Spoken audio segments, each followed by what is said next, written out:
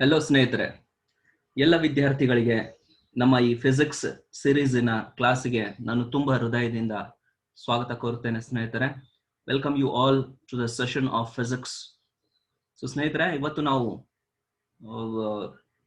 Class 11ನ part 1 ನಲ್ಲಿ ಇರುವ chapter 1 that is physical world ಬಗ್ಗೆ ಡಿಸ್ಕಸ್ ಮಾಡೋಣ ಸ್ನೇಹಿತರೆ.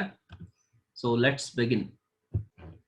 ಸ್ನೇಹಿತರೆ, ಈ ಟಾಪಿಕ್ ನ ಡಿಸ್ಕಸ್ ಮಾಡೋಕ್ಕಿಂತ ಮುಂಚೆ ಕೆಲವೊಂದು ವಿಷಯಗಳನ್ನ, ಕೆಲವೊಂದು ಪಾಯಿಂಟ್ಸ್ ನ ಚರ್ಚೆ ಮಾಡೋಣ. ಸೊ ದ ಫಸ್ಟ್ ಟಾಪಿಕ್ ಬಂದ್ಬಿಟ್ಟು ಇಲ್ಲಿ ನಮ್ಗೆ ಇದೆ ಫಿಸಿಕಲ್ ವರ್ಲ್ಡ್. ಏನಪ್ಪಾ ಇದು ಫಿಸಿಕಲ್ ವರ್ಲ್ಡ್ ಅಂದ್ರೆ? ಯಾಕೆ ಇದನ್ನು ಓದಬೇಕು? ಸೊ ಫಿಸಿಕಲ್ ವರ್ಲ್ಡ್ ಅಂದ್ರೆ ಸ್ನೇಹಿತರೆ, ಇದು ಫಿಸಿಕ್ಸ್ನ ಜಗತ್ತು. ಸೊ ಯಾಕಪ್ಪ ಇದ್ರ ಏನು ಪ್ರಾಮುಖ್ಯತೆ ಇದೆ? ಅದು ಈ ಇಂಪಾರ್ಟೆಂಟ್ ವಿಷಯ ಸ್ನೇಹಿತರೆ. ಉದಾಹರಣೆಗೆ, ನೀವು ಯಾವುದೋ ಒಂದು ಸ್ಥಳದಲ್ಲಿ ಒಂದು 2 ದಿನದ ಶೈಕ್ಷಣಿಕ ಪ್ರವಾಸ ಕೈಗೊಂಡಿದ್ದೀರಿ ಅನ್ಕೊಳ್ಳಿ. ಸೊ ನಿಮ್ಮ ಈ 2 ದಿನದ ಶೈಕ್ಷಣಿಕ ಪ್ರವಾಸ ಯಶಸ್ಸುಗೊಳ್ಳಬೇಕಂದ್ರೆ ಆ ಸ್ಥಳದಲ್ಲಿ ಯಾವ್ಯಾವ ಸ್ಥಳಗಳಿವೆ, ಏನೇನ್ ನೀವು ನೋಡ್ಬೇಕು ಅಂತ ಇದೀರಿ ಅಂತ ನಿಮ್ ತಲೆಯಲ್ಲಿ ಸ್ಪಷ್ಟವಾಗಿರ್ಬೇಕು. ಅಂದ್ರೇನೆ ನೀವು ಆ 2 ದಿನದಲ್ಲಿ ಒಂದು ಸಾಕಷ್ಟು ಅದರಿಂದ ಲಾಭ ಪಡ್ಕೋಬಹುದು. ಅದೇ ತರ ಸ್ನೇಹಿತರೆ, ಈ ಒಂದು ವರ್ಷದ ಏನು ನಿಮ್ಮ ಜರ್ನಿ ಇದೆ, ಪ್ರಯಾಣ ಇದೆ, ಇಲ್ಲಿ ನಿಮ್ಮ ಫಿಸಿಕ್ಸ್ ನಲ್ಲಿ ಏನೇನ್ ಕಲಿಬೇಕು ಅನ್ನೋದನ್ನ ಸ್ಪಷ್ಟವಾಗಿರ್ಬೇಕು ಸ್ನೇಹಿತರೆ. ಸೊ ಅದಕ್ಕೋಸ್ಕರ ಇದು ಮೊದಲನೆಯ ಟಾಪಿಕ್, ಫಿಸಿಕಲ್ ವರ್ಲ್ಡ್ ಅನ್ನೋದು ನಿಮ್ಮ ಕಮಿಂಗ್ ಒಂದು ವರ್ಷದಲ್ಲಿ ನೀವು ಏನೇನ್ ಕಲಿತಿದ್ದೀರಿ ಅನ್ನೋ ಬಗ್ಗೆ ಒಂದು ಕಿರು ಪರಿಚಯ ಆಗಿದೆ ಸ್ನೇಹಿತರೆ. ಓಕೆ, ಸೊ ನೋಡೋಣ ಇವಾಗ ಏನಾಗಿದೆ ಇದು ಫಿಸಿಕಲ್ ವರ್ಲ್ಡ್ ಎಕ್ಸಾಕ್ಟ್ಲಿ ಅಂತ. ಸೊ ಫಸ್ಟ್ ಕ್ವಶನ್ ನಮ್ಮ ತಲೆಯಲ್ಲಿ ಬರೋದು ಸ್ನೇಹಿತರೆ, ವಾಟ್ ಈಸ್ ಫಿಸಿಕ್ಸ್? ಏನಪ್ಪಾ ಇದು ಫಿಸಿಕ್ಸ್ ಅಂದ್ರೆ ಎಕ್ಸಾಕ್ಟ್ಲಿ ಏನು ಅಂತ. ಸೊ ಇದನ್ನ ಕಲಿಯೋಕ್ಕಿಂತ ಮುಂಚೆ ಸ್ನೇಹಿತರೆ, ನಾವು ಇದರ ಬಗ್ಗೆ ಇನ್ನೂ ಸ್ವಲ್ಪ ಚರ್ಚೆ ಮಾಡೋಣ, ಏನ್ ಎಕ್ಸಾಕ್ಟ್ಲಿ ಇದೆ ಅಂತ. ಸೊ ಸ್ನೇಹಿತರೆ, ಇಲ್ಲಿ ನೋಡ್ಬೋದು ನೀವು, the world what we live is of 2 types ಅಂತ. ಅಂದ್ರೆ ನಾವ್ ಯಾವ ಜಗತ್ತಲ್ಲಿ ಇರ್ತಾ ಇದ್ದೀವೋ ಅದು 2 ತರದಿದೆ ಸ್ನೇಹಿತರೆ. One is our internal world, ಒಂದು ನಮ್ಮ ಒಳ ಜಗತ್ತು, ಇನ್ನೊಂದು ನಮ್ಮ ಹೊರ ಜಗತ್ತು. ಸೊ ಏನಪ್ಪಾ ಇದು ಒಳ ಜಗತ್ತು, ಹೊರ ಜಗತ್ತು ಅಂದ್ರೆ? ಸೊ ಒಳ ಜಗತ್ತು ಅಂದ್ರೆ ಸ್ನೇಹಿತರೆ, ನಾವು ಯಾವ ತರ ವಿಚಾರ ಮಾಡ್ತಾ ಇದ್ದೀವಿ, ಓಕೆ, ನಮ್ಮ ಬಿಹೇವಿಯರ್ ಯಾವ ತರ ಇದೆ, ನಮ್ಮ ನಡವಳಿಕೆ ಯಾವ ತರ ಇದೆ, ನಮ್ಮ ಕಲ್ಚರ್ ಯಾವ ತರ ಇದೆ, ಓಕೆ, ಇದೆಲ್ಲ ನಮಗೆ ಸೀಮಿತವಾದದ್ದು ಸ್ನೇಹಿತರೆ. ಓಕೆ, ಇದು ಎಲ್ಲ ಯಾವುದೇ ವ್ಯಕ್ತಿ ಇರ್ಲಿ, ಅವನ ಹತ್ರ ಇದಿದ್ದೇ ಇರ್ತೈತೆ. ಅವನ ವಿಚಾರ ಎಂತದ್ದು, ಅವನ ನಡವಳಿಕೆ ಅಂತದ್ದು, ಓಕೆ, ಅವನ ಸಂಸ್ಕೃತಿ ಅಂತದ್ದು, ಇವೆಲ್ಲ ನಮ್ಮ ವ್ಯಕ್ತಿತ್ವದ ಇದು ಒಂದು ಒಳ ಜಗತ್ತು ಸ್ನೇಹಿತರೆ. ಓಕೆ, ಅದೇ ರೀತಿ ಹಂಗೆ ಬಂದ್ಬಿಟ್ಟು ಇನ್ನೊಂದಿದೆ ನಮ್ಮ ಹೊರ ಜಗತ್ತು, ದಟ್ ಈಸ್ ಎಕ್ಸ್ಟರ್ನಲ್ ವರ್ಲ್ಡ್. ಸ್ನೇಹಿತರೆ, ಈ ಎಕ್ಸ್ಟರ್ನಲ್ ವರ್ಲ್ಡ್ ಅಂದ್ರೆ, ನೀವು ಎಕ್ಸ್ಟರ್ನಲ್ ವರ್ಲ್ಡ್ ನಲ್ಲಿ ನಾವು ಏನೇನ್ ನೋಡಬಹುದು? ಗುಡ್ಡ ಬೆಟ್ಟ ನೋಡಬಹುದು, ಗಾಳಿ ನೋಡಬಹುದು, ನೀರ್ ನೋಡಬಹುದು ಅಲ್ವಾ? ಸೊ ಇವೆಲ್ಲ ಇದೇನ್ ನಾವು ನೋಡ್ತಾ ಇದೀವಿ ಸ್ನೇಹಿತರೆ, ಇದೆಲ್ಲಾನೇ ಎಕ್ಸ್ಟರ್ನಲ್ ವರ್ಲ್ಡ್. ಅಂದ್ರೆ ನಮ್ಮ ಸುತ್ತಮುತ್ತಲ ಏನ್ ನಮ್ಗೆ ನಿಸರ್ಗ ಇದೆ, ಓಕೆ, ನಮ್ಮ ಪ್ರಕೃತಿ ಇದೆ, ಇದೇ ಎಕ್ಸ್ಟರ್ನಲ್ ವರ್ಲ್ಡ್. ಓಕೆ, ಸೊ ಈ ನಿಸರ್ಗ, ಈ ಪ್ರಕೃತಿಯನ್ನ ನಾವು ಅನುಭವಿಸಬಹುದು ಸ್ನೇಹಿತರೆ. ಓಕೆ, ಉದಾಹರಣೆಗೆ ನೀವು ಯಾವುದೋ ಒಂದು ವಸ್ತುವನ್ನ ಸ್ಪರ್ಶಿಸಿದ್ರೆ, ಅದನ್ನ ಟಚ್ ಮಾಡಿದ್ರೆ ನಾವು ಹೇಳ್ಬೋದು ಇದು ಬಿಸಿಯಾಗಿದೆಯೋ ತಂಪಾಗಿದೆಯೋ. ಓಕೆ, ಗಾಳಿ ಬೀಸ್ತಾ ಇದ್ರೆ ನಾವು ಇದು ಅನುಭವಿಸಬಹುದು. ಸೊ ಈ ತರ ನಮ್ಮ ಈ ನಿಸರ್ಗ, ಓಕೆ, ಏನ್ ಪ್ರಕೃತಿ ಇದೆಯಲ್ಲ, ಇದನ್ನೇ ಎಕ್ಸ್ಟರ್ನಲ್ ವರ್ಲ್ಡ್ ಅಂತ ಕರೀತೇವೆ ಸ್ನೇಹಿತರೆ. ಓಕೆ, ಸೊ ಅದನ್ನ the world outside our body which we can sense is a physical world, ಇದನ್ನೇ ನಾವು ಫಿಸಿಕಲ್ ವರ್ಲ್ಡ್ ಅಂತ ಕರೀತೇವೆ ಸ್ನೇಹಿತರೆ. ಸೊ ನಮ್ಮ ಪ್ರಕೃತಿ ನಾವು ನೋಡ್ತಾ ಇದ್ದೇವೆ, ಸೊ ಅದನ್ನ ನಾವೇನ್ ಅನುಭವಿಸ್ತೇವೆ ಸ್ನೇಹಿತರೆ, ಓಕೆ, ನಾವೇನ್ ಸೆನ್ಸ್ ಮಾಡ್ತೇವೆ, ಸೊ ಇದೇ ಒಂದು ವರ್ಲ್ಡ್ಗೆ ನಾವು ಫಿಸಿಕಲ್ ವರ್ಲ್ಡ್ ಅಂತ ಕರೀತೇವೆ ಸ್ನೇಹಿತರೆ. ಸೊ ನೆಕ್ಸ್ಟ್ ಬಂದ್ಬಿಟ್ಟು ಸ್ನೇಹಿತರೆ, ವಾಟ್ ಈಸ್ ಸೈನ್ಸ್? ಏನಪ್ಪಾ ಇದು ಸೈನ್ಸ್ ಅಂದ್ರೆ? ಓಕೆ, ನೀವು 10th ಆದ್ಮೇಲೆ ತುಂಬಾನೇ ಇದು ಟರ್ಮ್ ಆಗಿ ಕೇಳಿರ್ಬೋದು, ಆರ್ಟ್ಸ್, ಸೈನ್ಸು, ಕಾಮರ್ಸು ಅಂತ. ಸೊ ಏನಪ್ಪಾ ಇದು ಎಕ್ಸಾಕ್ಟ್ಲಿ ಸೈನ್ಸ್ ಅಂತ? ನೀವು ಸೈನ್ಸ್ ಕಲಿತಾ ಇದ್ರಿ, ಸೈನ್ಸ್ ಅಂದ್ರೇನು ಅಂತ ತಿಳ್ಕೊಳ್ಳೋದು ತುಂಬಾನೇ ಇಂಪಾರ್ಟೆಂಟ್ ಆಗಿರೋದಂತ ವಿಷಯ. ಸೊ ಏನಪ್ಪಾ ಸೈನ್ಸ್ ಅಂದ್ರೆ? ಈ ಸೈನ್ಸ್ ಅನ್ನೋ ವರ್ಡ್ ಸ್ನೇಹಿತರೆ, ಇದು ಲ್ಯಾಟಿನ್ ಇಂದ ಬಂದ ಒಂದು ಪದ. ಇಲ್ಲಿ ನೋಡ್ಬೋದು, ಲ್ಯಾಟಿನ್ ವರ್ಬ್. ಓಕೆ, ಲ್ಯಾಟಿನ್ ಅಲ್ಲಿ ಇದನ್ನ ಸೈಂಟಿಯಾ ಅಂತ ಕರೀತಾರೆ. ಸೊ ಏನಪ್ಪಾ ಇದರ ಅರ್ಥ ಅಂದ್ರೆ ಟು ನೋ. ಸೈಂಟಿಯಾ ಅಂದ್ರೆ ಟು ನೋ. ಓಕೆ, ಸೊ ಅದೇ ರೀತಿ ನೀವು ಸಂಸ್ಕೃತಲ್ಲೂ ನೋಡಿದ್ರು ಕೂಡ, ಸಂಸ್ಕೃತಲ್ಲಿ ಸೈನ್ಸ್ ನ ವಿಜ್ಞಾನ ಅಂತ ಕರೀತಾರೆ. ಓಕೆ, ಕನ್ನಡನಲ್ಲಿ ವಿಜ್ಞಾನ ಅಂತಾನೆ ಕರೀತಾರೆ. ಸೊ ಸಂಸ್ಕೃತನಲ್ಲಿ ವಿಜ್ಞಾನ ಅಂತ ಕರೀತಾರೆ. ಅದರ ಅರ್ಥನೂ ಕೂಡ ನಾಲೆಜ್. ಓಕೆ, ಸಂಸ್ಕೃತ ವರ್ಡ್ ನೋಡಿರ್ಬೋದು ನೀವು. ಅರೇಬಿಕ್ ನಲ್ಲಿ ಇದನ್ನ ಇಲ್ಮ್ ಅಂತ ಕರೀತಾರೆ. ಓಕೆ, ಸೊ ಇದನ್ನೆಲ್ಲ ಅರ್ಥನೂ ಒಂದೇ, that is knowledge. So science ಅಂದ್ರೇನು? Science is nothing but a knowledge ಅಂದಂಗೆ. So dictionary meaning of science is a knowledge. ಆದ್ರೆ ಸ್ನೇಹಿತರೆ, ಸೊ ನಾವು ಇದನ್ನ ಬರೀ ನಾಲೆಜ್ ಅಂತ ಕನ್ಸಿಡರ್ ಮಾಡಲ್ಲ. ಸೈನ್ಸ್ ಅನ್ನೋದು, but we can say that science means organised knowledge. ಇದನ್ನ ಆರ್ಗನೈಸ್ಡ್ ನಾಲೆಜ್ ಅಂತ ನಾವು ಪರಿಗಣಿಸ್ತೇವೆ. ಸೊ ಏನಪ್ಪ ಇದು ಆರ್ಗನೈಸ್ಡ್ ನಾಲೆಜ್ ಅಂದ್ರೆ? ಸೊ ಕನ್ನಡದಲ್ಲಿ ಆರ್ಗನೈಸ್ಡ್ ಅಂದ್ರೆ ಸಂಘಟಿತ ಅಂತ ಹೇಳ್ಬೋದು. ಸಂಘಟಿತ ಶಿಕ್ಷಣ, ಆರ್ಗನೈಸ್ಡ್ ನಾಲೆಜ್. ಉದಾಹರಣೆಗೆ ನೀವು UKG LKG ಅಲ್ಲಿ ಏನು ನಂಬರ್ಸ್ ಕಲ್ತಿರ್ಬೋದು, 1 2 3 4 ಇವೆಲ್ಲ. ಓಕೆ, ಪುನಃ ನೀವು ನೆಕ್ಸ್ಟ್ ಕ್ಲಾಸ್ ಹೋಗ್ತೀರಿ, 3rd ಸ್ಟ್ಯಾಂಡರ್ಡ್ ನಲ್ಲೂ 4th ಸ್ಟ್ಯಾಂಡರ್ಡ್ ನಲ್ಲೂ ನೀವು ಆಪರೇಷನ್ಸ್ ಕಲಿತೀರಿ, ಅಂದ್ರೆ ಪ್ಲಸ್ ಮೈನಸ್, ಓಕೆ, ಗುಣಾಕಾರ ಭಾಗಾಕಾರ ಇವೆಲ್ಲ ಕಲಿತೀರಿ. ಇದಾದ್ಮೇಲೆ ಇನ್ನು ನೆಕ್ಸ್ಟ್ ನೀವು ಹೈಯರ್ ಸ್ಟಡೀಸ್ ಹೋದಾಗ ನಿಮ್ಮ ಪರ್ಸೆಂಟೇಜ್ ಯಾವ ತರ ತೆಗೆದು, ಇಕ್ವೇಶನ್ಸ್, ಓಕೆ, ಸಮೀಕರಣ ಯಾವ ತರ ಬರೆಯುವುದು, ಇದನ್ನೆಲ್ಲ ಕಲಿಯುತ್ತೆ. ಸೊ ಇದು ಒಂದು ಪ್ಯಾಟರ್ನ್ ಇದೆ ಸ್ನೇಹಿತರೆ, ಒಂದು ರೂಲ್ ಇದೆ ಕಲಿಯೋದು. ನೀವು ಡೈರೆಕ್ಟ್ ಆಗಿ ನಾವು 1ನೇ ಕ್ಲಾಸಲ್ಲೇ ಸಮೀಕರಣ ಹೇಳ್ಕೊಡಕ್ಕಾಗತ್ತಾ? ಓಕೆ, ಸೊ ಇದೇನ್ ನೇಚರ್, ಇದೇನ್ ರೂಲ್ ಇದೆ, ಇದೇನ್ ಪ್ರೊಸೆಸ್ ಇದೆ, ಒಂದೇ ಒಂದು ಪ್ಯಾಟರ್ನ್ ಅಲ್ಲಿ ಕಲಿಯುವುದು, ಇದಕ್ಕೆ ನಾವು ಆರ್ಗನೈಸ್ಡ್ ಅಂತ ಕರಿತೇವೆ ಸ್ನೇಹಿತರೆ. ಅರ್ಥ ಆಗ್ತಿದೆ ಅನ್ಕೋತೀನಿ. ಸೊ ಇದನ್ನ ನಾವು ಆರ್ಗನೈಸ್ಡ್ ನಾಲೆಜ್, ಸಂಘಟಿತ ಶಿಕ್ಷಣ ಅಂತ ಕರಿತೇವೆ. ಸೊ ಓವರ್ ಆಲ್ ಸೈನ್ಸ್ ಅಂದ್ರೆ ಏನು ಸ್ನೇಹಿತರೆ? ಸೈನ್ಸ್ ಅಂದ್ರೆ ಒಂದು ಆರ್ಗನೈಸ್ಡ್ ನಾಲೆಜ್. ಓಕೆ, ಈಗ ಸ್ನೇಹಿತರೆ ನಾವು ಫಿಸಿಕ್ಸ್ ಅಂದ್ರೆ ಏನು ಅಂತ ತಿಳ್ಕೊಳ್ಳಿಕ್ಕೆ ಪ್ರಯತ್ನ ಪಡೋಣ. ಈಗ ಉದಾಹರಣೆಗೆ ನಮ್ಮ ಸುತ್ತಮುತ್ತಲನ್ನು ಎಲ್ಲ ವಸ್ತುಗಳನ್ನು, ಮರ ಆಗಿರ್ಬೋದು, ಗಿಡ ಆಗಿರ್ಬೋದು, ಓಕೆ, ಬೆಟ್ಟ ಆಗಿರ್ಬೋದು, ಇದನ್ನೆಲ್ಲಾನು ನಾವು ನೋಡಬಹುದು, ಕಣ್ಣಿಂದ ನೋಡಬಹುದು. ಹೆಂಗೆ ನೋಡಬಹುದು? ಯಾಕಂದ್ರೆ ಸೂರ್ಯನ ಬೆಳಕಿನ ಇರುತ್ತೆ ಹಗಲಿನಲ್ಲಿ, ಸೊ ಆ ಬೆಳಕಿನಲ್ಲಿ ನಾವು ನೋಡಬಹುದು. ಅದೇ ರೀತಿ ಕತ್ಲಾದ್ರೆ, ರಾತ್ರಿ ಆದ್ರೆ ಕತ್ಲೆ ಇರುತ್ತೆ, ಅಲ್ಲಿ ನಮಗೆ ಕಾಣಲ್ಲ. ಓಕೆ, ಸೊ ಕಾಣಲ್ಲ ಅನ್ನೋ ಮಾತ್ರಕ್ಕೆ ನಾವು ಹೆದರಲ್ಲ ಅಲ್ವಾ? ಯಾಕೆಂದ್ರೆ ನೆಕ್ಸ್ಟ್ ಡೇ ಮತ್ತೆ ಸೂರ್ಯೋದಯ ಆಗುತ್ತಾನೆ ಅಲ್ವಾ? ಸೊ ಮತ್ತೆ ಅದು ಸೂರ್ಯೋದಯ ಏನಾಗ್ತಾನೆ, ಸೊ ಇದು ಪ್ರಕೃತಿ ನಿಯಮ ಸ್ನೇಹಿತರೆ. ಓಕೆ, ಸೊ ಯಾವಾಗ್ಲೂ ಪ್ರಕೃತಿ ಇದು ಸೂರ್ಯೋದಯ ಆಗೋದನ್ನ ಮರೆಯೋದಿಲ್ಲ. ಸೊ ಆನ್ ಟೈಮ್ ಎಕ್ಸಾಕ್ಟ್ಲಿ ಅದೇ ಟೈಮಿಗೆ ಸೂರ್ಯೋದಯ ಆಗ್ತಾನೆ. ಓಕೆ, ಸೊ ನಾನೇನ್ ಹೇಳ್ತಾ ಇದ್ದೇನೆ, ಸೊ ಇದೇನ್ ನಾವು ಪ್ರಕೃತಿಯ ನಿಯಮ ಇದೆ, ಸೊ ಇದನ್ನ ಸ್ಟಡಿ ಮಾಡುವುದೇ ಸ್ನೇಹಿತರೆ ಫಿಸಿಕ್ಸ್ ಆಗಿದೆ. So physics is nothing but it is a study of such law of nature. So law of nature ನ ಸ್ಟಡಿ ಮಾಡುವುದೇ ಫಿಸಿಕ್ಸ್ ಆಗಿದೆ ಸ್ನೇಹಿತರೆ. ಸೊ ಸೈನ್ಸ್ ಅನ್ನೋದು it is a organised knowledge, ಮತ್ತು ಫಿಸಿಕ್ಸ್ ಅನ್ನೋದು it is a study of law of nature. So next ಬಂದ್ಬಿಟ್ಟು ಸ್ನೇಹಿತರೆ scientific method. So ಏನಪ್ಪಾ ಇದು ಸೈಂಟಿಫಿಕ್ ಮೆಥಡ್ ಅಂದ್ರೆ ಪದ್ಧತಿ. ಸೊ ಸೈಂಟಿಫಿಕ್ ಅಂದ್ರೆ ವೈಜ್ಞಾನಿಕ. ಸೊ ವೈಜ್ಞಾನಿಕ ಪದ್ಧತಿ. ಸೊ ಏನಾಗಿರ್ತಪ್ಪ ಈ ಸೈಂಟಿಫಿಕ್ ಮೆಥಡ್ ನಲ್ಲಿ? ಸೊ ಇಲ್ಲಿ ನೋಡ್ಬೋದು, in simple words, in scientific method we try to understand the laws of nature and make predictions. ಅಂದ್ರೆ ನಾವು ಈ ಮೆಥಡ್ ನಲ್ಲಿ ನಾವೇನ್ ಮಾಡ್ತೇವೆ, ನಾವು ಪ್ರಕೃತಿಯ ನಿಯಮನ್ನ ಅರ್ಥ ಮಾಡ್ಕೊಂಡು, ಅದನ್ನ ಕಲ್ಕೊಂಡು, ಓಕೆ, ಸೊ ಅದನ್ನ ಬಳಸ್ಕೊಂಡು ನಾವು ಅದ್ರ ಬಗ್ಗೆ ನಾವು ಊಹೆ ಮಾಡ್ತೇವೆ ಸ್ನೇಹಿತರೆ.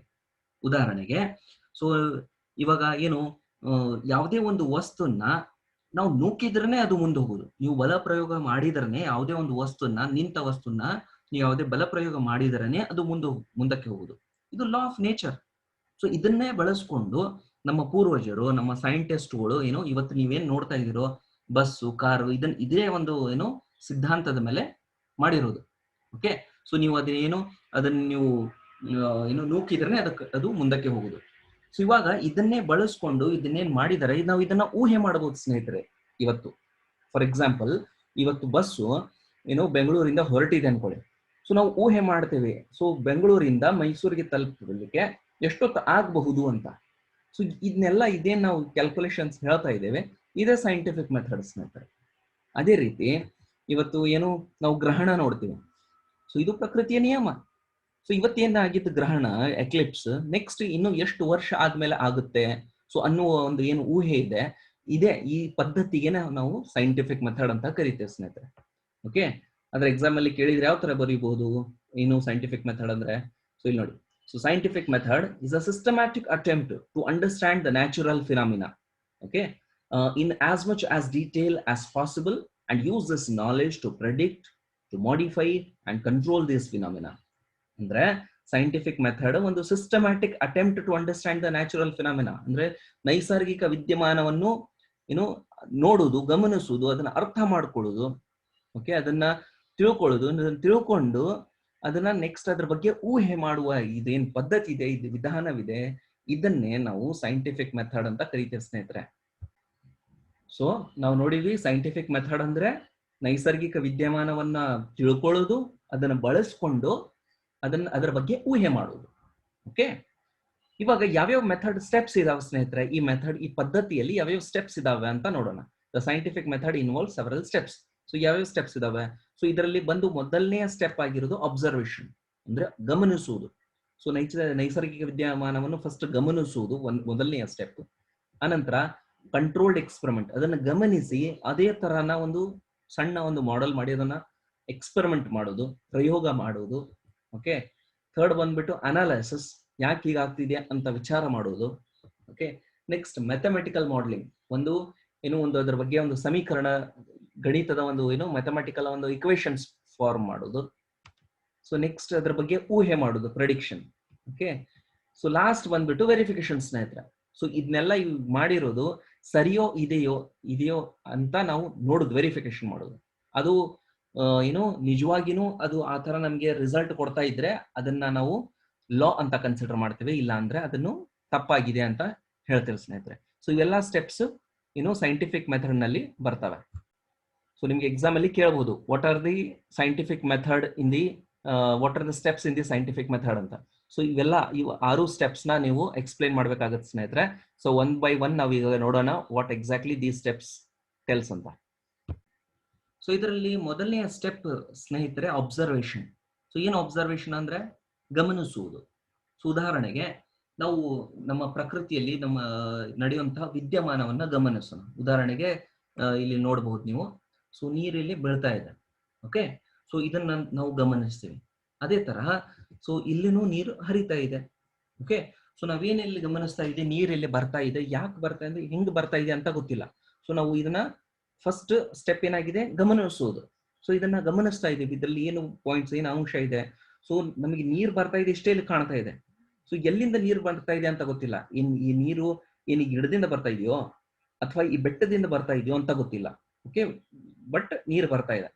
ಸೊ ನಾವು ಇದನ್ನ ನೆಕ್ಸ್ಟ್ ಇದನ್ನ ಸ್ಟೆಪ್ಸ್ ನೋಡೋಣ. ಸೈಂಟಿಫಿಕ್ ಮೆಥಡ್ ಅಲ್ಲಿ ಸ್ಟೆಪ್ಸ್ ಏನಿತ್ತು, ಫಸ್ಟ್ ಅಬ್ಸರ್ವೇಷನ್, ಗಮನಿಸಿದ್ವಿ. ಓಕೆ, ಸೊ ಸೆಕೆಂಡ್ ಸ್ಟೆಪ್ ಬಂದ್ಬಿಟ್ಟು ಇದರಲ್ಲಿ ಎಕ್ಸ್ಪೆರಿಮೆಂಟ್ ಅಂತ ಇತ್ತು, ಕಂಟ್ರೋಲ್ಡ್ ಎಕ್ಸ್ಪೆರಿಮೆಂಟ್. ಓಕೆ, ಸೊ ಇದೇ ಈ ವಿದ್ಯಮಾನವನ್ನೇ ನಮ್ಮ ಲ್ಯಾಬೊರೇಟರಿಯಲ್ಲಿ, ನಮ್ಮ ಪ್ರಯೋಗಶಾಲೆಯಲ್ಲಿ ಏನ್ ಮಾಡೋಣ, ಇದನ್ನ ಕಾಪಿ ಮಾಡ್ಲಿಕ್ಕೆ ಪ್ರಯತ್ನ ಪಡೋಣ. ಫಾರ್ ಎಕ್ಸಾಂಪಲ್ ಹೆಂಗೆ, ಇಲ್ಲಿ ನೋಡ್ಬೋದು ನೀವು. So controlled experiment.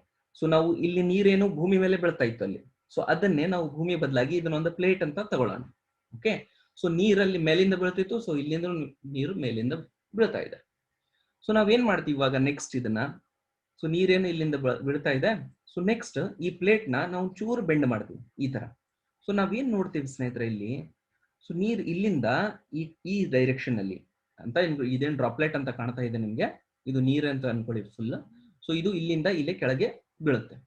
Okay, so ನಾವು ಅದೇ ಆನ್ ಅದರ್ ಹ್ಯಾಂಡ್ ನೆಕ್ಸ್ಟ್ ಏನ್ ಮಾಡ್ತೀವಿ, ಇದನ್ನ ಈ ತರ ಬೆಂಡ್ ಮಾಡ್ತೀವಿ. ಸೊ ಅವಾಗ ನಾವೇನ್ ನೋಡ್ತೀವಿ, ನೀರ್ ಇಲ್ಲಿಂದ ಈ ಕಡೆ ಬೀಳ್ತಾ ಇದೆ. ಸೊ ಏನಪ್ಪಾ ಇದನ್ನೆಲ್ಲ ಫುಲ್ ಏನ್ ಬಂತು, ಒಂದು ಕನ್ಕ್ಲೂಷನ್ ಏನು ಇದ್ರದ್ದು, ಏನು ಇದನ್ನ ನಾವು ನಿರ್ಧಾರ ಮಾಡಿದ್ವಿ. ಸೊ ಇಲ್ಲಿ ನೋಡ್ಬೋದು ನೀವು, ಸೊ ನೀರ್ ಇಲ್ಲಿಂದನೂ ಮೇಲಕ್ಕೆ ಕೆಳಕ್ಕೆ ಬರ್ತಾ ಇದೆ, ಇಲ್ಲಿಂದನೂ ಮೇಲಕ್ಕೆ ಕೆಳಗಡೆ ಹೋಗ್ತಾ ಇದೆ, ಇಲ್ಲಿಂದನೂ ಮೇಲಿಂದ ಕೆಳಗಡೆ ಹೋಗ್ತಾ ಇದೆ. ಅಂದ್ರೆ ಸೊ ನೀರೇನಿದೆ ಯಾವಾಗ್ಲೂ ಹರಿಯುವುದು ಮೇಲಿಂದ ಕೆಳಗನೆ. Always it flows from higher to lower level. Okay, so ಇಲ್ಲೇನು ನೀವು ಲಾಸ್ಟ್ ಸ್ಲೈಡ್ ಅಲ್ಲೂ ನೋಡಿದ್ರು ಕೂಡ ಹೈಯರ್ ಟು ಲೋವರ್ ಲೆವೆಲ್ನೇ ನೀರ್ ಹರಿತಾ ಇತ್ತು. ಓಕೆ, ಆದ್ರೆ ನಾವು ಈ ಬೆಟ್ಟನ ತಿರುಗಿಸಿ ನೋಡ್ಲಿಕ್ಕೆ ಸಾಧ್ಯ ಇರಲಿಲ್ಲ. ಸೊ ಅದಕ್ಕೆ ನಾವೇನ್ ಮಾಡಿದ್ವಿ, ಒಂದು ಎಕ್ಸ್ಪೆರಿಮೆಂಟ್ ಮಾಡಿದ್ವಿ, ಇದನ್ನ ಕಂಟ್ರೋಲ್ಡ್ ಎಕ್ಸ್ಪೆರಿಮೆಂಟ್ ಮಾಡಿ ನೋಡಿದ್ವಿ. ಓಕೆ, ಸೊ ನಮ್ಗೆ ಈಗ ಒಂದ್ ಏನ್ ಗೊತ್ತಾಯ್ತು, ನೀರೇನೋ ಮೇಲಿಂದ ಕೆಳಗೆ ಹರಿಯೋದು.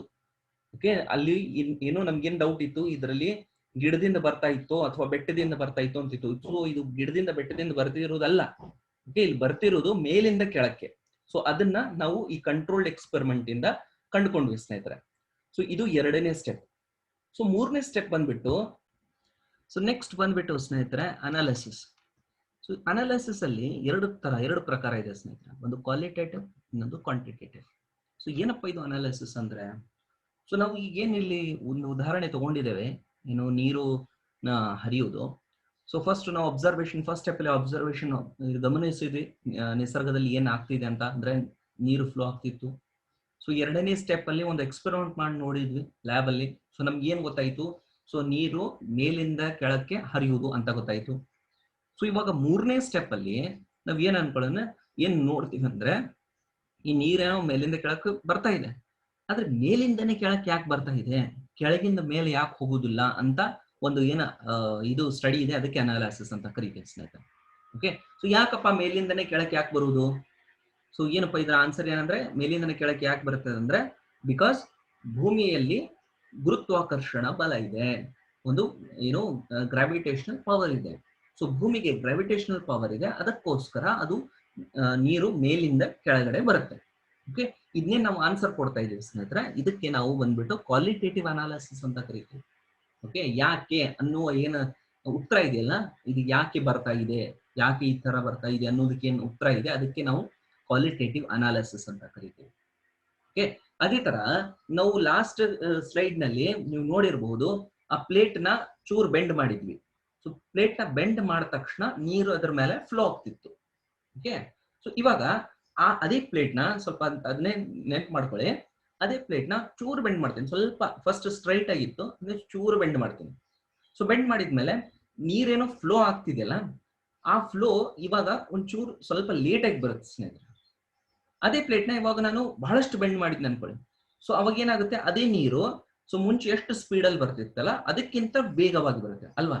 ಸೊ ಇವಾಗ ಅದನ್ನೇ ಎಷ್ಟು ಆಂಗಲ್ಗೆ ಎಷ್ಟು ವೇಗವಾಗಿ ನೀರು ಬರ್ತಾ ಇದೆ ಅಂತ ಈಗೇನ್ ನೀವು ಏನೋ ಒಂದು ಕ್ಯಾಲ್ಕುಲೇಷನ್ ಮಾಡಿದ್ರೆ, ಸೊ ಇದಕ್ಕೆ ನಾವು ಏನ್ ಹೇಳ್ತೀವಿ, ಕ್ವಾಂಟಿಟೇಟಿವ್ ಅನಾಲಿಸಿಸ್ ಅಂತ ಕರೀತೀವಿ ಸ್ನೇಹಿತರೆ.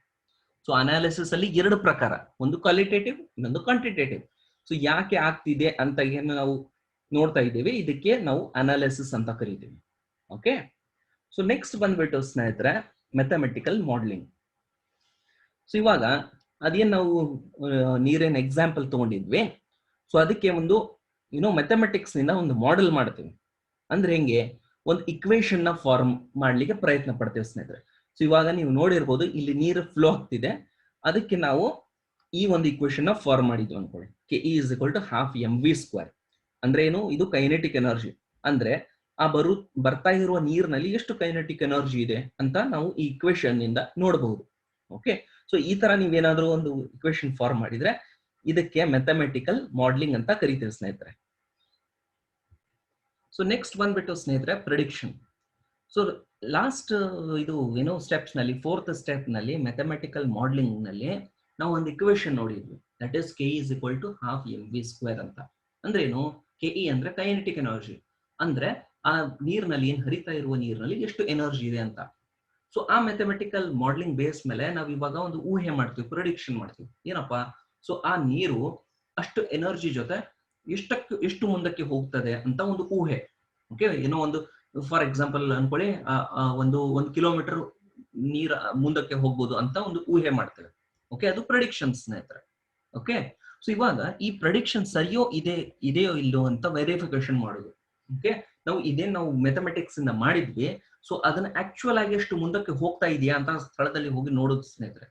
ಓಕೆ, ಅದು ನಿಜವಾಗ್ಲೂ ಅಷ್ಟು ಮುಂದಕ್ಕೆ ಟ್ರಾವೆಲ್ ಮಾಡ್ತಾ ಇದ್ರೆ ನೀವೇನ್ ಮ್ಯಾಥಮೆಟಿಕಲ್ ಮಾಡೆಲಿಂಗ್ ಅಲ್ಲಿ ಏನು ಮಾಡಿದ್ರಿ ಅದು ಸರಿ ಇದೆ, ನಿಮ್ಮ ಇದೇನ್ 6 ಸ್ಟೆಪ್ಸ್ ನೀವು ಎಕ್ಸ್ಪೆರಿಮೆಂಟ್ ಮಾಡಿದ್ರಿ ಅದು ಸರಿ ಇದೆ ಅಂತ ಅರ್ಥ. ಸೊ ಇದು ಯಾವುದೇ ಒಂದು ಲಾನ ನೀವು ಒಂದು ಪ್ರಕೃತಿ ವಿದ್ಯಮಾನವನ್ನ ಗಮನಿಸಿ ಇದನ್ನೆಲ್ಲಾ ಸ್ಟೆಪ್ಸ್ ನ ಈ ತರ ಅಬ್ಸರ್ವೇಷನ್ ಮಾಡೋದು, ನೆಕ್ಸ್ಟ್ ಅದ್ರ ಬಗ್ಗೆ ಎಕ್ಸ್ಪೆರಿಮೆಂಟ್ ಮಾಡೋದು, ಓಕೆ, ನೆಕ್ಸ್ಟ್ ಅದ್ರ ಬಗ್ಗೆ ಅನಾಲಿಸಿಸ್ ಮಾಡೋದು, ಯಾಕೆ ಹೀಗಾಗ್ತಿದೆ ಅಂತ. ಓಕೆ, ನೆಕ್ಸ್ಟ್ ಅದನ್ನ ಮ್ಯಾಥಮೆಟಿಕಲ್ ಮಾಡೆಲಿಂಗ್ ಒಂದು ಇಕ್ವೇಶನ್ಸ್ ಫಾರ್ಮ್ ಮಾಡೋದು, ಅದ್ರ ಬಗ್ಗೆ ಊಹೆ ಮಾಡಿ ಅದನ್ನ ಲಾಸ್ಟ್ ವೆರಿಫೈ ಮಾಡಿದ್ರೆ ನಿಜವಾಗ್ಲೂ ಅದು ಆಗ್ತಾ ಇದ್ರೆ, ಓಕೆ, ಅದನ್ನ ನಾವು ಲಾ ಅಂತ ಕನ್ಸಿಡರ್ ಮಾಡ್ತೀವಿ. ಅದೊಂದು ಪ್ರಕೃತಿಯ ಒಂದು ಸಿದ್ಧಾಂತ ಅಂತ ಕನ್ಸಿಡರ್ ಮಾಡ್ತೀವಿ ಸ್ನೇಹಿತರೆ. ಓಕೆ, ಸೊ ಇವೆಲ್ಲ 6 ಸ್ಟೆಪ್ಸ್ ಬಂದ್ಬಿಟ್ಟು ನಿಮ್ಮ ಸೈಂಟಿಫಿಕ್ ಮೆಥಡ್ 6 ಸ್ಟೆಪ್ ಆಗಿದೆ ಸ್ನೇಹಿತರೆ. ಓಕೆ, ಇದನ್ನ ನಿಮ್ಗೆ ಎಕ್ಸಾಮ್ ಅಲ್ಲಿ ಕೇಳಬಹುದು, ಒಂದು ಚಿಕ್ಕ ಇದೆ ಎಕ್ಸಾಂಪಲ್ ನಿಂದ ನೀವು ಎಕ್ಸ್ಪ್ಲೇನ್ ಮಾಡಬಹುದು. ಓಕೆನಾ. ಸೊ ನೆಕ್ಸ್ಟ್ ಬಂದ್ಬಿಟ್ಟು ಸ್ನೇಹಿತರೆ some facts about science. So ಇವಾಗ ನಾವು ಸೈನ್ಸ್ ಅಂತ ನೋಡಿದ್ವಿ, ಓಕೆ, ಆರ್ಗನೈಸ್ಡ್ ನಾಲೆಜ್ ಅಂತ. ಸೊ ಇದ್ರದ್ದು ಒಂದು ಕೆಲವೊಂದು ಫ್ಯಾಕ್ಟ್ಸ್ ನ ನೋಡೋಣ. ಓಕೆ, ಸೊ ಏನಪ್ಪಾ ಇದ್ರದ್ದು ಒಂದು ವೈಶಿಷ್ಟ್ಯತೆ ಏನು ಈ ಸೈನ್ಸ್ ಅಂತ ಹೇಳಿದ್ರೆ, so science is ever dynamic there is no final theory in science. ಅಂದ್ರೆ ಸೈನ್ಸ್ ನಲ್ಲಿ ಏನೋ ಏನು ಒಂದು ಥಿಯರಿ ಇದೆ ಅಂತ ಹೇಳಿದ್ರೆ ಅದು ಅದೇ ಫೈನಲ್ ಅಲ್ಲ. ಓಕೆ, ಉದಾಹರಣೆಗೆ ನಾವು ಏನ್ ಅನ್ಕೊಂಡಿದ್ವಿ, ಸಹಸ್ರಾರು ವರ್ಷಗಳ ಹಿಂದೆ ನಾವೇನ್ ಅನ್ಕೊಂಡಿದ್ವಿ, ನಮ್ಮ ಭೂಮಿ ಏನಿದೆ ಇದೇ ಒಂದು ಸ್ಥಿರ, ಇದೇ ಕಾನ್ಸ್ಟೆಂಟ್ ಆಗಿದೆ, ಸೊ ಸೂರ್ಯ ಇದ್ರ ಸುತ್ತಾ ಇದ್ದಾನೆ ಅಂತ ಅನ್ಕೊಂಡಿದ್ವಿ ಸ್ನೇಹಿತರೆ, ಬಹಳ ಹಲವಾರು ವರ್ಷಗಳ ಹಿಂದೆ. ಸೊ ನಂತರ ಅಗೇನ್ ಏನು ಬುದ್ಧಿಜೀವಿಗಳು ಬಂದ್ರು, ಅದ್ರ ಮೇಲೆ ಏನು ಸಂಶೋಧನೆ ಮಾಡಿದ್ರು. ಓಕೆ, ಅವರೊಂದು ಪ್ರೂಫ್ ಜೊತೆ ಇದನ್ನ ಎಕ್ಸ್ಪ್ಲೈನ್ ಮಾಡಿದ್ರು. ನಾವೇನ ಅನ್ಕೊಳ್ತಾ ಇದ್ವಿ ಅದು ಸರಿಯಲ್ಲ. ಓಕೆ, ಏನು ಸೂರ್ಯನ ಸುತ್ತ ಭೂಮಿ ಸುತ್ತುತ್ತಾ ಇದೆ. ಓಕೆ, ಭೂಮಿಯ ಸುತ್ತ ಸೂರ್ಯ ಸುತ್ತುತ್ತಾ ಇಲ್ಲ ಅಂತ ಅದನ್ನ ಎಕ್ಸ್ಪ್ಲೈನ್ ಮಾಡಿದ್ರು. ಸೊ ಏನ್ ಹೇಳ್ಬೇಕು ಅಂತ ಇದ್ದೀನಂದ್ರೆ, ಸೈನ್ಸ್ ಅನ್ನೋದು ಇದೇನ್ ನಾವು ಏನ್ ಕಲಿತಾ ಇದ್ದೇವೆ ಇವಾಗ, ಇದೇ ಕಾನ್ಸ್ಟೆಂಟ್ ಅಲ್ಲ. ಓಕೆ, ಇದರಲ್ಲಿ ಏನೋ ತಪ್ಪಿದ್ರೆ ಮುಂದೆ ನೆಕ್ಸ್ಟ್ ಬರೋರು ಅದನ್ನ ಸರಿ ಒಂದು ಪ್ರೂಫ್ ಜೊತೆ ತಂದ್ರೆ, ಸೊ ಅದನ್ನ ಏನ್ ಮಾಡ್ತಾರೆ, ಇದನ್ನ ಹೊಸದನ್ನ ಸ್ಟಾರ್ಟ್ ಮಾಡಬಹುದು. ಓಕೆ, ಅದಕ್ಕೆ ಸೈನ್ಸ್ ಒಂದು ವಿಶಿಷ್ಟತೆ ಅಂದ್ರೆ it is ever dynamic. There is no final theory, final ಅಂತ ಏನಿಲ್ಲ ಇದರಲ್ಲಿ. ಸೊ ನೆಕ್ಸ್ಟ್ ಹೆಂಗೆ ಸಂಶೋಧನೆ ಆಗ್ತಿದೆ ಇದನ್ನ ಈ ಸೈನ್ಸ್ ಅನ್ನೋದು ವೆಲ್ಕಮ್ ಮಾಡುತ್ತೆ ಸ್ನೇಹಿತರೆ. ಓಕೆ, ಇದು ಇದ್ರದ್ದು ಒಂದು ವೈಶಿಷ್ಟ್ಯತೆ. ಸೊ ನೆಕ್ಸ್ಟ್ ಬಂದ್ಬಿಟ್ಟು ಫ್ರೆಂಡ್ಸ್, ಇಲ್ಲಿ ನಾವು ಡಿಫ್ರೆಂಟ್ ಬ್ರಾಂಚಸ್ ಏನೇನು ಸೈನ್ಸ್ ಅಲ್ಲಿ ಏನೇನು ಕಲಿತೀವಿ ಅಂತ ನೋಡೋಣ. ಸೊ ಸೈನ್ಸ್ ಅನ್ನೋದು ಒಂದು ದೊಡ್ಡ ಒಂದು ವಿಭಾಗ ಸ್ನೇಹಿತರೆ. ಇದರಲ್ಲಿ ಹಲವಾರು ಏನಿದಾವೆ ಸಣ್ಣ ಸಣ್ಣ ಬ್ರಾಂಚಸ್ ಮಾಡ್ಕೊಂಡಿದೀವಿ. ಯಾಕೆ ಸೈನ್ಸ್ ಅನ್ನೋದು ನಾ ಹೇಳ್ದಂಗೆ ಇದು ದೊಡ್ಡ ಒಂದು ವಿಭಾಗ, ಇದನ್ನೆಲ್ಲಾನು ತಿಳ್ಕೊಳಕ್ ಆಗಲ್ಲ. ಅದಕ್ಕೆ ಏನ್ ಮಾಡಿದ್ವಿ ನಾವು, ಒಂದು ಸಣ್ಣ ಸಣ್ಣ ಇದರ ಪಾರ್ಟ್ ಮಾಡಿದ್ವಿ. ಓಕೆ, ವಿಭಜನೆ ಮಾಡಿದ್ವಿ. ಸೊ ಫಾರ್ ಎಕ್ಸಾಂಪಲ್, ಇವಾಗ ನೀವು ಪ್ರಾಣಿ ಪಕ್ಷಿಗಳ ಬಗ್ಗೆ ಓದ್ತಾ ಇದ್ರೆ, ಓಕೆ, ಮನುಷ್ಯನ ಬಗ್ಗೆ ಓದ್ತಾ ಇದ್ರೆ ಅದನ್ನ ಬಯಾಲಜಿ ಅಂತ ಕರೆದ್ವಿ. ಓಕೆ, ಅದೇ ರೀತಿ ನೀವು ಅಣು ಪರಮಾಣು, ಓಕೆ, ಅದ್ರ ಬಗ್ಗೆ ಕಲಿತಾ ಇದ್ರೆ ಅದನ್ನ ಕೆಮಿಸ್ಟ್ರಿ ಅಂತ ಕರಿತೀವಿ. ಓಕೆ, ಅದೇ ರೀತಿ ನೀವು ಪ್ರಕೃತಿಯ ನಿಯಮದ ಬಗ್ಗೆ ಕಲಿತಾ ಇದ್ರೆ, ಲಾಸ್ ಆಫ್ ನೇಚರ್ ಬಗ್ಗೆ ಕಲಿತಾ ಇದ್ರೆ ಅದನ್ನ ಫಿಸಿಕ್ಸ್ ಅಂತ ಕರಿತೀವಿ ಸ್ನೇಹಿತರೆ. ಸೊ ಇದನ್ನೇ ನೀವು ಓದ್ತಾ ಇದ್ರೆ ದಟ್ ಇಸ್ ಫಿಸಿಕ್ಸ್. ಸೊ ಈ ತರ ಮುಖ್ಯವಾಗಿ ನಾವು ಸೈನ್ಸ್ ನಲ್ಲಿ 3 ವಿಭಾಗನ ಮಾಡ್ತೇವೆ, ಫಿಸಿಕ್ಸ್, ಕೆಮಿಸ್ಟ್ರಿ ಮತ್ತು ಬಯಾಲಜಿ ಅಂತ. ಓಕೆ, ಇನ್ನು ಹಲವಾರು ವಿಭಾಗಗಳಿವೆ, ಇವು ಮುಖ್ಯವಾಗಿರುವ ವಿಭಾಗಗಳು, that is physics, chemistry and biology. So next ಬಂದ್ಬಿಟ್ಟು ಸ್ನೇಹಿತರೆ, ಪ್ರಿನ್ಸಿಪಲ್ ಥ್ರಸ್ಟ್ ಇನ್ ಫಿಸಿಕ್ಸ್. ಏನಪ್ಪಾ ಹಿಂಗಂದ್ರೆ, ಸೊ ಸ್ನೇಹಿತರೆ, ಯಾವುದೇ ಒಂದು ಸಬ್ಜೆಕ್ಟ್ ಅನ್ನ, ಯಾವುದೇ ಒಂದು ವಿಷಯನ್ನ ನೀವು ಓದ್ತಾ ಇದ್ದೀರಂದ್ರೆ ಅದರದ್ದು ಓದೋದು ಅದರದೇ ಆದ ಒಂದು ಪದ್ಧತಿ ಇರುತ್ತೆ ಸ್ನೇಹಿತರೆ. ಉದಾಹರಣೆಗೆ ನೀವು ಸಂಗೀತ ಕಲಿತಾ ಇದ್ರೆ ಅನ್ಕೊಳ್ಳಿ. ಸೊ ಸಂಗೀತ ಕಲಿಯೋದಕ್ಕೂ ಅದರದೇ ಒಂದು ಪದ್ಧತಿ ಇದೆ, ಅದರದೇ ಒಂದು ಏನು ಸ್ಟಡಿ ಇದೆ. ಓಕೆ, ಸೊ ಅದೇ ತರ ನೀವು ಸಂಸ್ಕೃತ ಕಲಿತಾ ಇದ್ರಿ ಅನ್ಕೊಳ್ಳಿ. ಸೊ ಸಂಸ್ಕೃತದ್ದು ಅದೇ ಒಂದು ಲ್ಯಾಂಗ್ವೇಜ್ ಇದೆ, ಅದರದೇ ಒಂದು ಪದ್ಧತಿ ಇದೆ.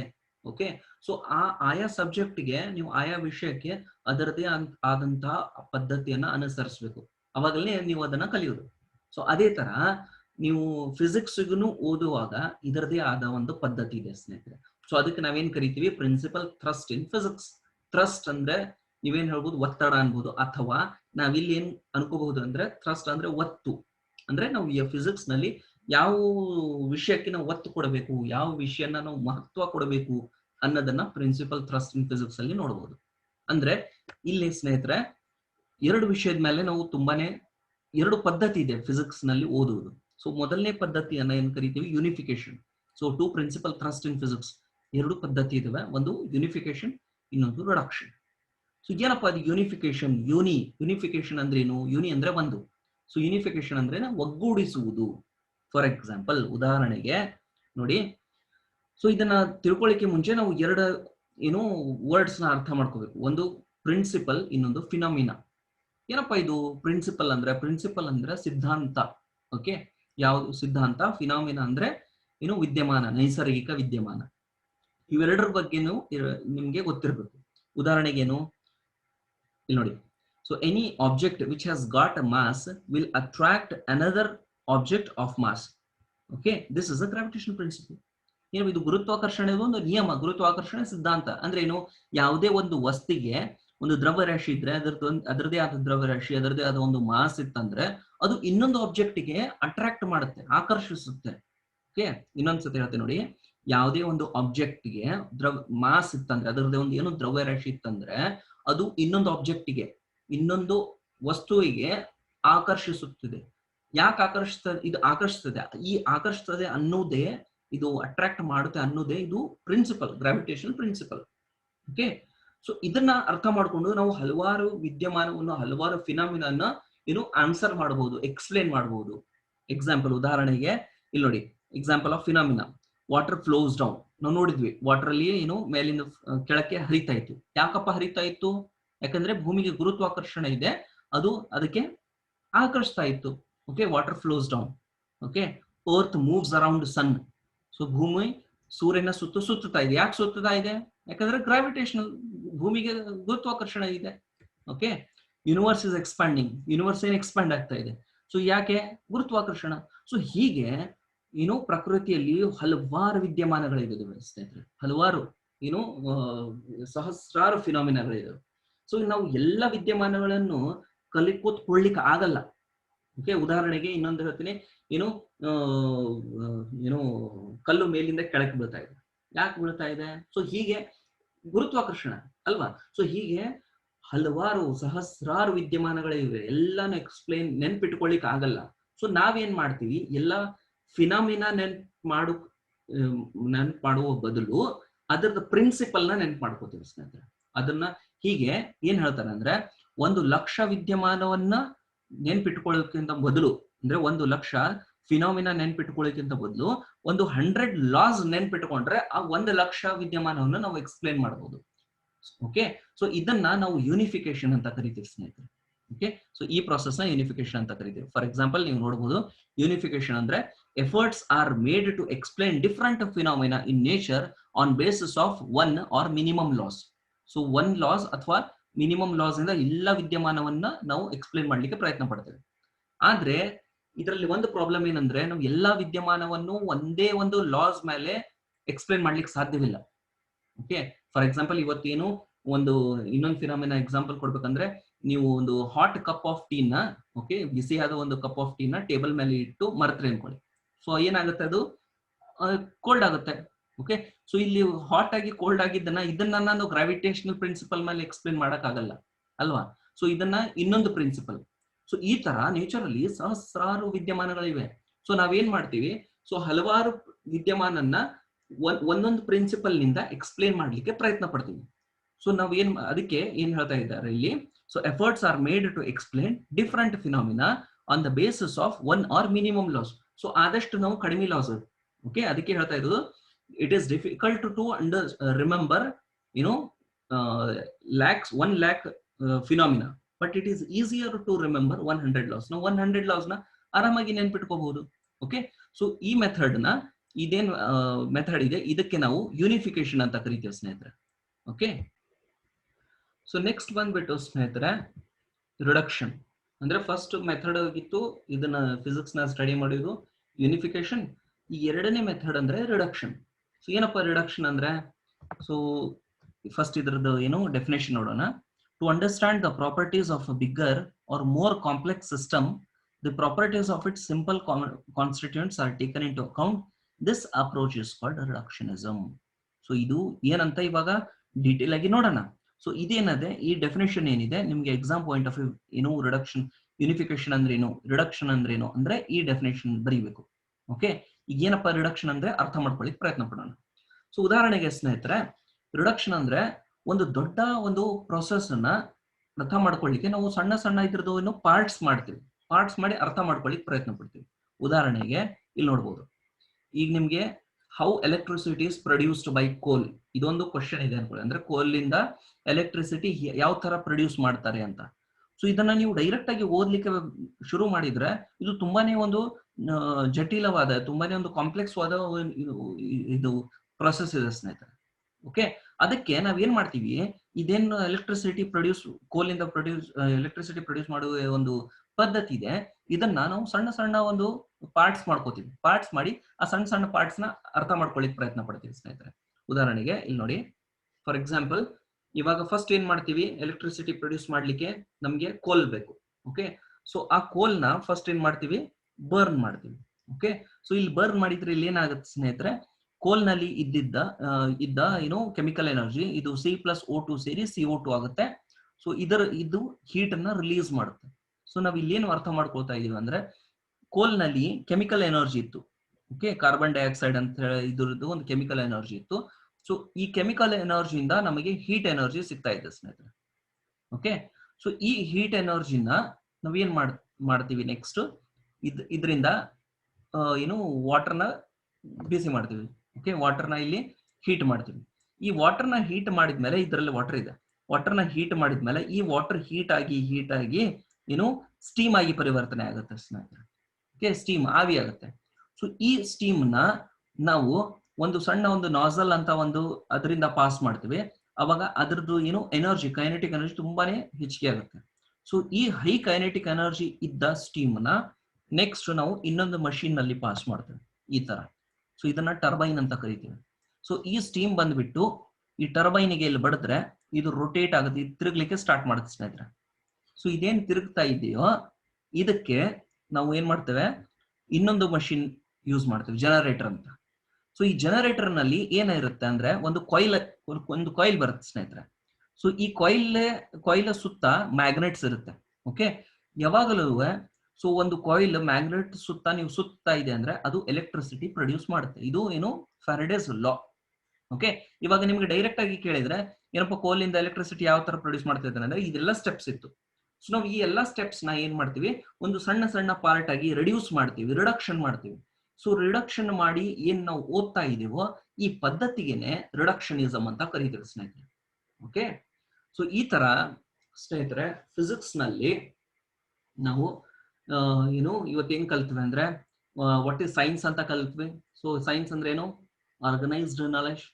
ನೆಕ್ಸ್ಟ್ ಫಿಸಿಕ್ಸ್ ನೋಡಿದ್ವಿ ಸ್ನೇಹಿತರೆ, ವಾಟ್ ಈಸ್ ಫಿಸಿಕ್ಸ್ ಅಂತ. What is physics? So physics ಅಂತ ಹೇಳಿದ್ರೆ ಇದು study of law of nature. ಅದೇ ತರ ಸೈಂಟಿಫಿಕ್ ಮೆಥಡ್ ನ ನೋಡಿದ್ವಿ. ಓಕೆ, ಸೊ ಡಿಫ್ರೆಂಟ್ ಎಷ್ಟು 6 ಸ್ಟೆಪ್ಸ್ ಇದ್ವು. ಸೊ ಇವೆಲ್ಲ ನೆಕ್ಸ್ಟ್ 2 ಮೆಥಡ್ ನ ಯಾವ ತರ ಫಿಸಿಕ್ಸ್ ನ ಓದಬೇಕು ಅಂತ ನೋಡಿದ್ವಿ, ಯೂನಿಫಿಕೇಶನ್ ಮತ್ತು ರಿಡಕ್ಷನ್. ಓಕೆ, ಸೊ ನೆಕ್ಸ್ಟ್ ಸ್ನೇಹಿತರೆ ಮುಂಬರುವ ಕ್ಲಾಸ್ ನಲ್ಲಿ ನಾವು ಇದರ ನೆಕ್ಸ್ಟ್ ಏನು ವಿಷಯನ ಚರ್ಚೆ ಮಾಡೋಣ. ಓಕೆ, ಅರ್ಥ ಆಗ್ತಾ ಇದೆ ಅಂತ ಅನ್ಕೋತೀನಿ ಸ್ನೇಹಿತರೆ. ಸೊ ನೆಕ್ಸ್ಟ್ ಕ್ಲಾಸ್ ಅಲ್ಲಿ ಭೇಟಿ ಆಗೋಣ. Okay, till then all the best.